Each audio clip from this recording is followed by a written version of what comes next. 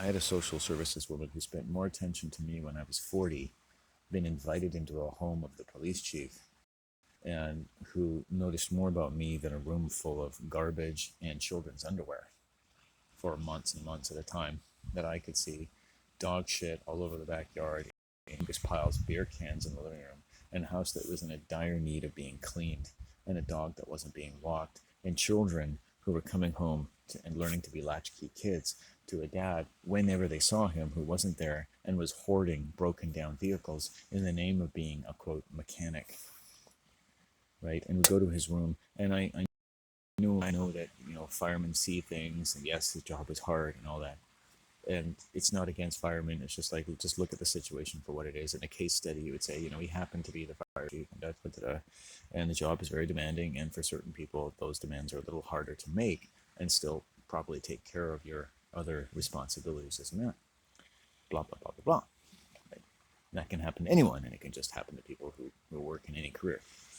But then the demanding nature of the job actually becomes a persuasive way for him, anyway, and maybe others, to kind of overlook these other things. It's like an addiction, right? And it's like a cult. But the social services lady was much more interested in me, just like police would be more interested in me, because I'm honest and strong and healthy, but they can see that I have an emotional spectrum that's been touched by abuse. And that irritates the fuck out of them. And their brains aren't that sophisticated, so they basically project predator onto me at any given time and proceed to try to mount me or become territorial. And in any case, I left this situation. When social services of the same stocky, white, bureaucratic female type came to see us, they were never interested in my parents or us or anything. They were totally disinterested. As I saw that woman that came to the house, to the children, she was disinterested in their well-being. They're more about what they learn not to see than what they do, unless they're supposed to see certain things.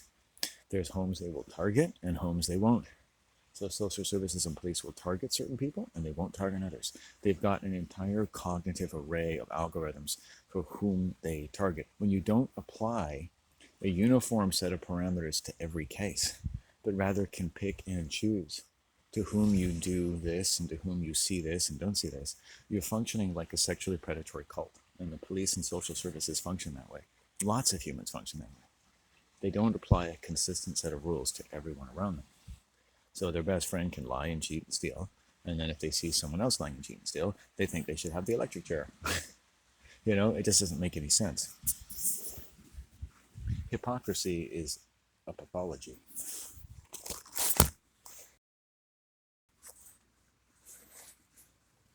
So these are scary motherfuckers. But anyway, my mom and dad were ferociously upset with each other. So it all went away. And so I had 100,000 bullshit units by the time I was 19. And my dad didn't like me very much because I didn't do anything for him.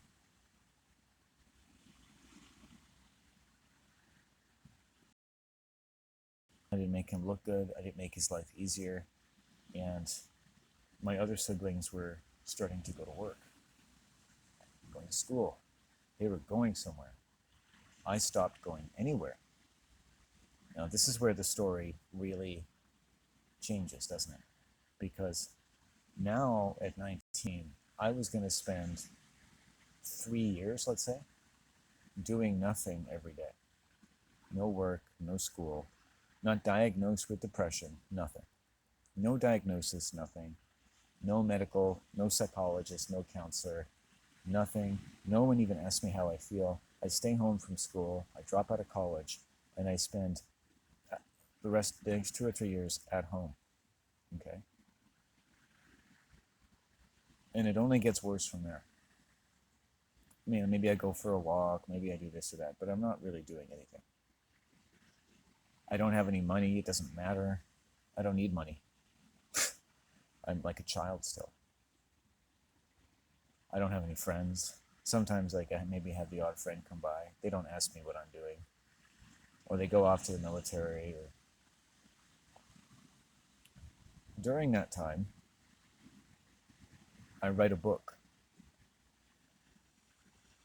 It's called Susanna, which means water in the desert. And this book prefigures my research 25 years later into the rape of my mother when she was 5 years old. So some people might call that an accomplishment, right? Some people might call that an accomplishment. I'm just saying, that might be a little accomplishment. I also learned how to have out-of-body experiences. So that was interesting. I did that. A lot of people all over the world with all their advanced spiritual practices will never leave their body. But I did. You have to be smart to do it. You have to have an above average intelligence to be able to separate from your body into the astral world.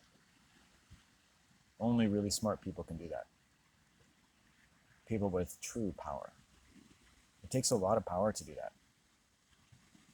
You can have spontaneous emissions. Some people have spontaneous. I had out-of-body experiences when I was, 2 and 3 years old. So I have an above average intelligence. My mind swims in an ethereal realm. I know my ethereal entity.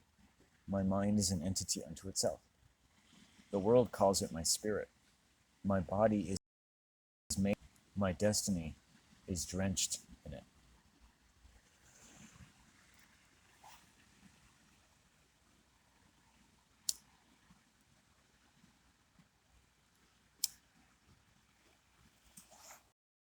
A sacred place on the earth, and to talk about my mind and to honor my mind and the affections of my mind.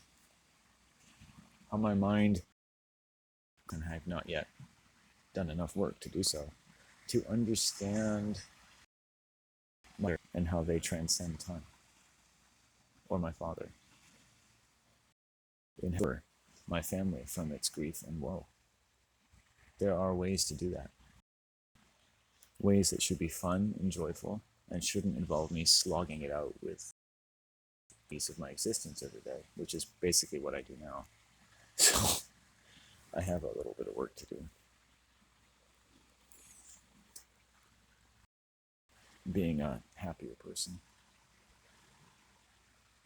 But I decided many years ago a couple things. One is that I would get into the dark things,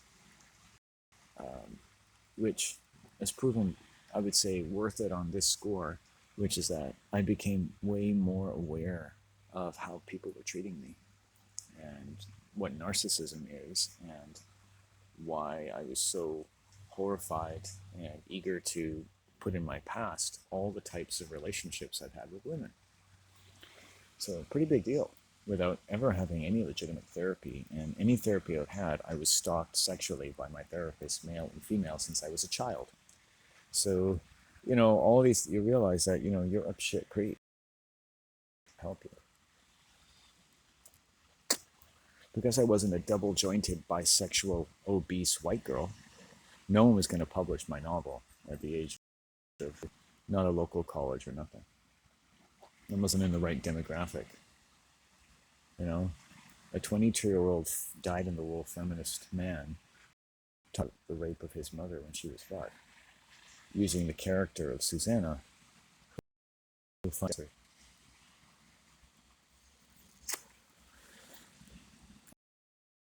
I'm like the desert. You see, I'm the closest to my mom and the person in my family for generations who's come to find out more about the sexual abuse of my mother and myself, and sometimes from my mother. And as far as I can get as to where that's coming from, and to be able to imagine how I feel. And so, based on that, where my mother's rage towards my dad and me might have come from. And now it's largely subsided. And I have my mother back. And we should there find it. I found my mom in the grave of her mind, in the murder of her spirit, older brother. And I brought my mother back to life. And my fucking Christian family is terrified of me. You see, they love to kill Jesus every year, but I brought my mother back to life, so go fuck you, you motherfuckers. I feel like Sylvester Stallone, Rambo. fuck you. I want to be like Rambo and talk to my Mennonite Texas family like, fuck you. I'm a soldier. Pretty soon, breathing and killing are the same thing. Like, excuse me. Um, they're people, what have you, and I would never have much to do with them. And so, if I don't find something to do with somebody for when my mother leaves this world, I'm going to be all alone. And that sits with me today. But at the same time, it kind of purifies my spirit because I've always been a kind of one person kind of person. That's how I've lived my life. And that's how I've survived because I've had female roommates who were like maybe the only friend in my life. You would say that's pretty stupid, right? And other people I knew in certain places, but I had to have a power enough to get away from them. And the moment comes when you can get away. And I'm sorry, it kind of cuts me up. The way these women even talk about my mother or my father, and the way they, someone who calls himself a loving person who people think is wonderful, talk about your parents to you in private, and the way that they talk to you, and the way they want something from you sexually, and it's all about being positive and loving, and it's all natural, and why don't you let them do it? And they're like state white female psychologists who've had every advantage and still can't fucking lose that last 150 pounds, pounding down fucking sugar milkshakes every fucking day made out of $100 kale that they juice the fuck out of. And they can't even learn a fucking thing from a man, myself, who keeps himself in pretty fucking good shape for like no money a month almost. And wouldn't it be great to learn from this guy who's worth nothing to you than his erection? And what a problem that is when women have been around me and they don't learn anything from me. Like, we all have so much to share that isn't about taking anyone for granted. And women they learn nothing from me. Like, my entire life. It can't be that boring. I've had men and women of all ages come into my home and learn nothing. The simplicity and brevity of what that home indicates about my religion, my orientation to life, my healing path. It's like I'm not even there. It's like I'm a dead person. They don't seem to have any regard for who I am. Or I'm very bad at somebody worth being interested in. It's incredible. Throughout my whole life, the only people who've ever come into my home who've paid me a compliment, who've spent the least amount of time in my home, was Native people, male and female. Isn't that amazing? These are the only types of fucking humans who've ever been around me who have thought, in the briefest of instances, that they were ever in my home to simply say something nice about me and be intelligent about it as well. How fucking incredible was that? How fucking incredible.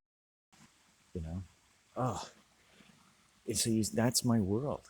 I have to live in this white world that is so sick with this minority of minorities of people that have shared true respect with me outside my own, and something more than my mother and father even ever gave me, which was interest in me. I suppose one could get too caught up in such things, but these are the stories I tell, and it's like they're not absolute, but they do definitely connect in my heart, in my blood. I'm like, ugh, that's awful.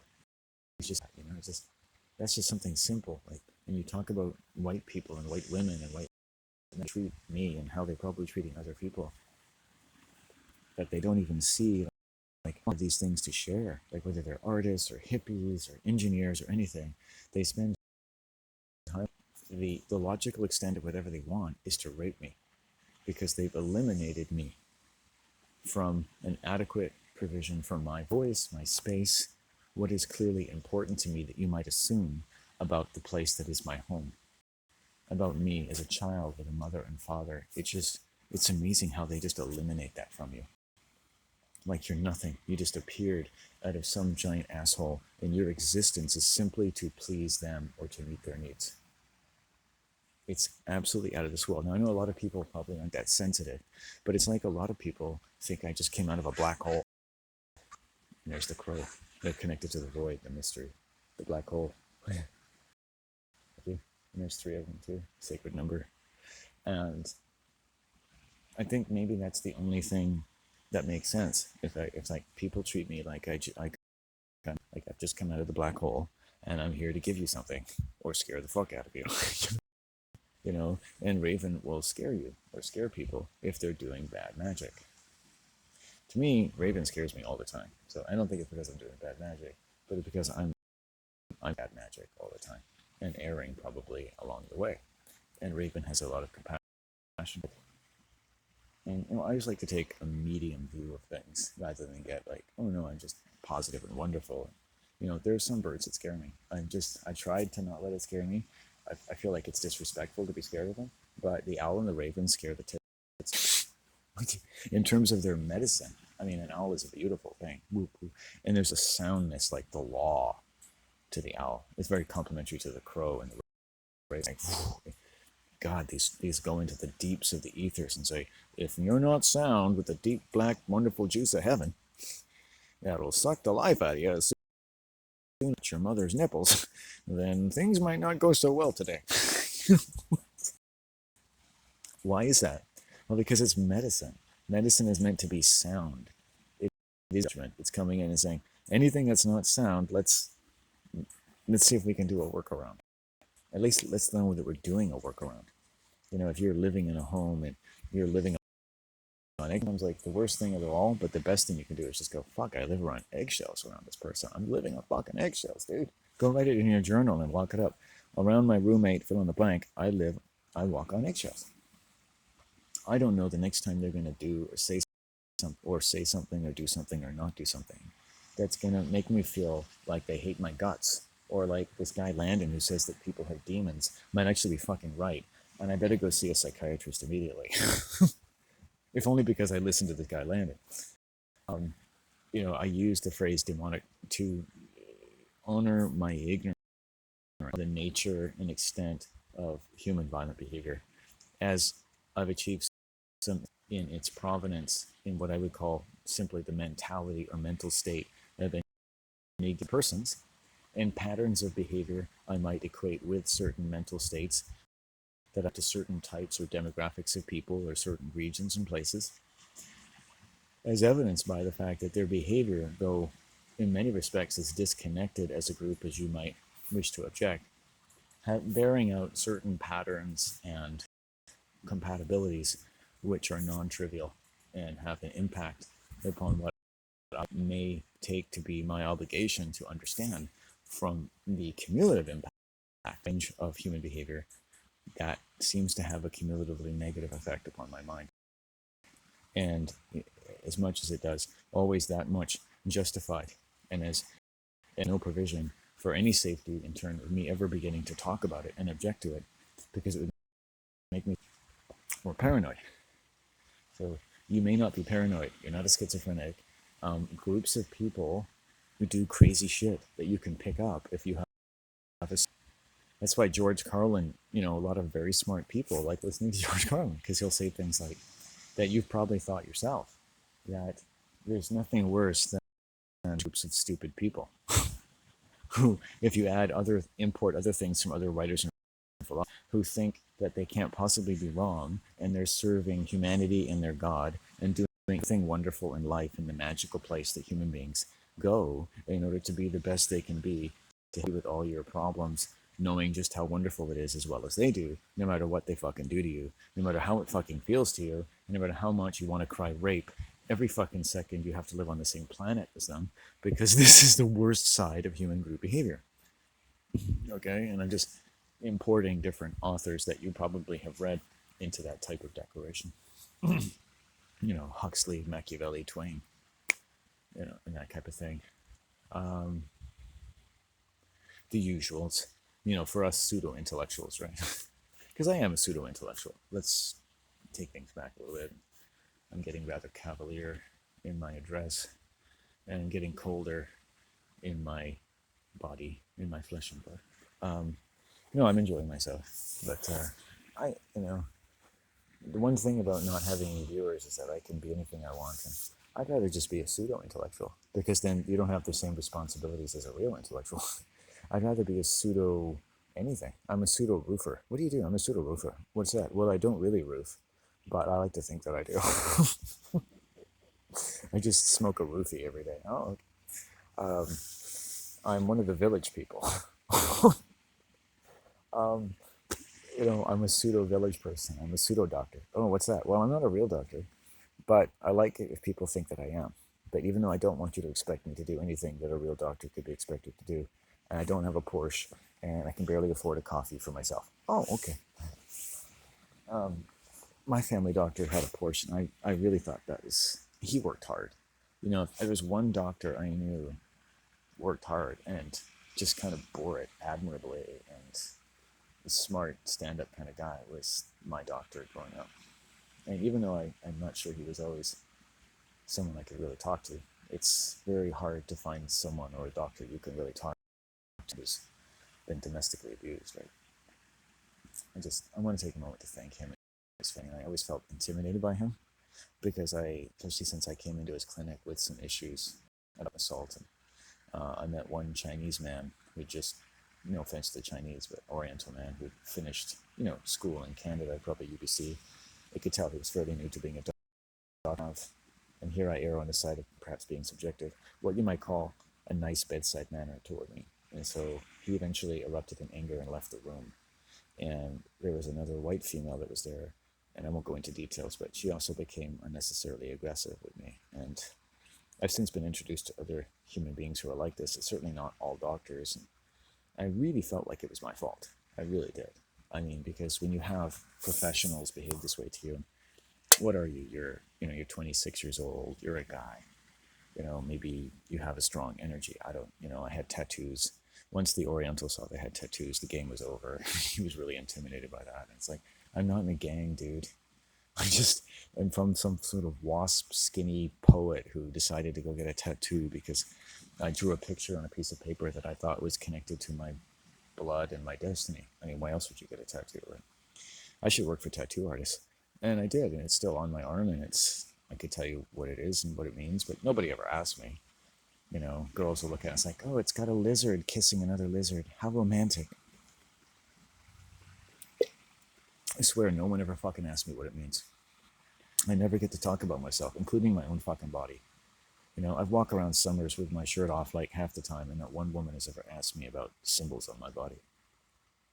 Not one woman I've ever known, live with, ever asked me what those markings mean, what they mean to me, so that I could know too, because I could describe it to somebody else. Tattoos are personal. They're fun. You don't have to have some sort of epic, legendary spiel about. But a lot of people do, and they're like, a lot of guys was like, "Oh, that's the sword of Odin.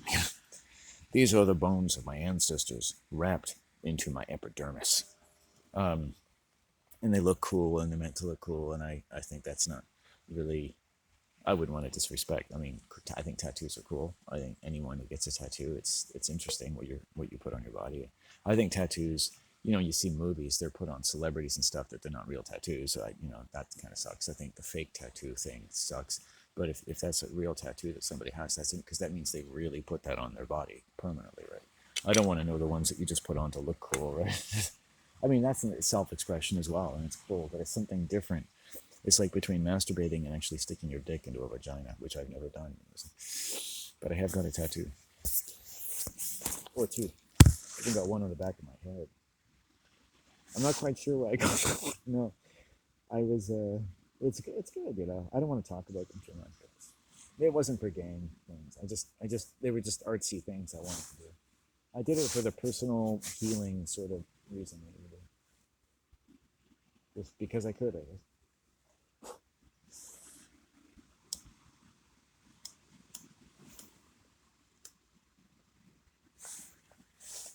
I think if you feel hurt enough, then a tattoo in itself becomes more acceptable. Because to me, it's like your own personal celebration of pain. If you still have the will left to get a tattoo, then you're saying this pain is not going to take me down. And this proof of it. It's like a shield. It's like a medicine shield.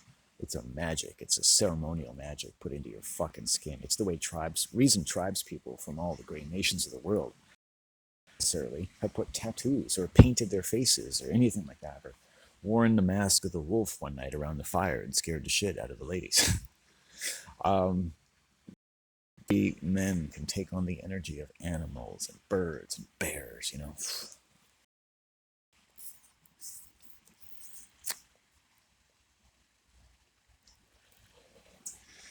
Women, you know, do your thing. I'm talking about ceremonial stuff, so I don't think I have the right to talk about the other gender. That's all. People think I'm trying to disrespect people, but I try to be as respectful as possible. I don't have the right to put words in a woman's mouth. I don't have the right to put the words in a man's mouth, but I'd better be doing it to a man and not a woman. You know what I mean?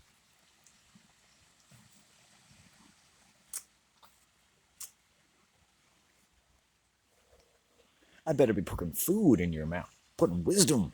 If you roll around your awesome, incredible, manly jaw, and then be like, I have thoughts to add, but I'll keep it to myself if this motherfucker ever stops talking. I'm John J. Rambo. Don't need a lot of thoughts. I just know that if you're gonna fight a war, you have to become war. You become war. I want to go into like have my own man cave and have like a forge and have that scene from Rambo play on one wall every like 30 seconds. If you're dealing with war, you gotta become war. That's it. I'm gonna become war. Isn't that how you become a domestic terrorist? It's becoming like John J. Rambo. Jesus Christ. I'm surprised. Like people are they're not worried about children drinking alcohol, and they're not worried about children thinking they want to become Rambo or Jet Li or something, who basically kind of are like serial killers. I mean, what if all the people they're killing are innocent? What if instead of actors and extras, they're actually using real minorities and actually killing them? It turns out that half of Hollywood movies are snuff films. That's a conspiracy. Wouldn't that be awful? And I thought to myself, I watched all the Rambos recently, and I love them. Okay, like give Stallone the money, you know, pay him the man the check. He put on a show, motherfucker. It's smart cinematography and music that made me go bada boom, bada boom, bada bing. But damn it, did I see a lot of people die? Who, yeah, at some point you're like, you lose all your innovation. You're like, yep, Rambo's gonna have to kill all these people. I mean, and the Rambo, there's one, two, three, and there's one that's just called Rambo, and that one's the most violent one actually. And you see people getting tortured and children getting skewered and heads getting people beheaded. I mean, it's like, and you're like, you believe that at least at some part in the world this happens. I mean, look what they did to what we did to Native people, and you know, you want Rambo to go in there and slice and dice and you know shoot flaming explosive arrows at their heads right before they're about to rape someone. I'm like, you don't have a head anymore. You're not gonna rape anyone again. You know, and how satisfying that can feel, right? A testament to my virtue. You know, I'm gonna go chop the heads off of rapists in dormitories and bar homes and hovels all over the world and be like, oh, it's landed. He's gonna decapitate the rapist right before he penetrates. You know, you don't need a rape kit, man. You just need to decapitate. Skewer his penis like a sous chef or like a what do you call those Japanese sushi chefs or whatever, just and then like have like 10 pieces of fucking penis sausage and hand it to him. Go like Hannibal Lecter, like here's some fava beans and some, you know, the ultimate male hero. You know, and then of course other brave men are gonna want to challenge you, and they'll be like, "Dude, I'm not a rapist, but I want to fight you. Dick off. I think you've just chopped off too many dicks. I don't know what these men ever did to you. Don't let them rape, because you know what? What you did was worse. You removed their ability to rape anyone ever again or play with themselves. Now they get so frustrated, they're humping animals. They gotta kill you." And I'd be like, dude, I'm not used to fighting real men. It's not gonna work.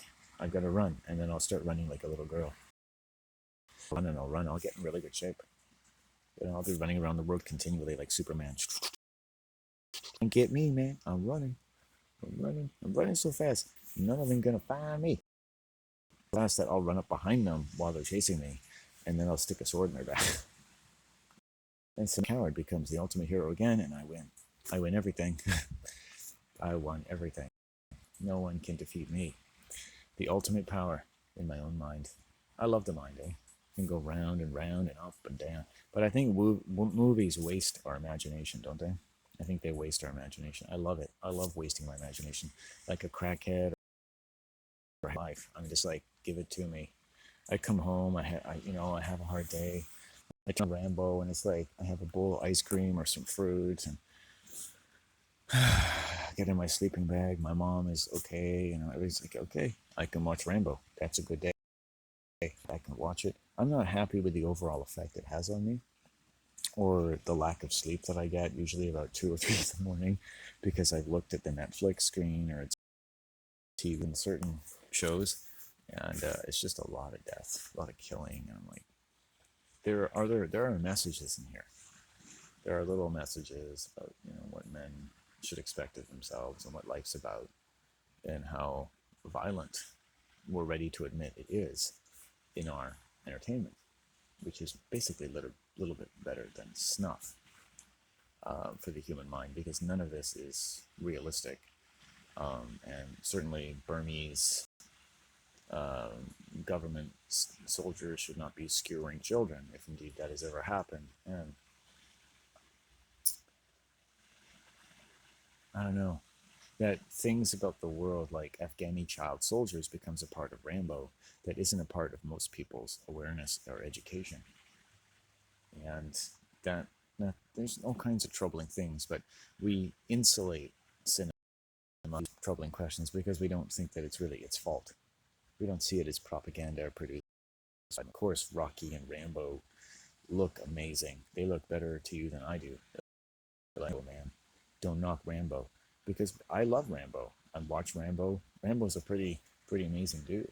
Rambo's like a floating face of my father. It's like Claudius. It's like, Claudius, to be or not to be my father.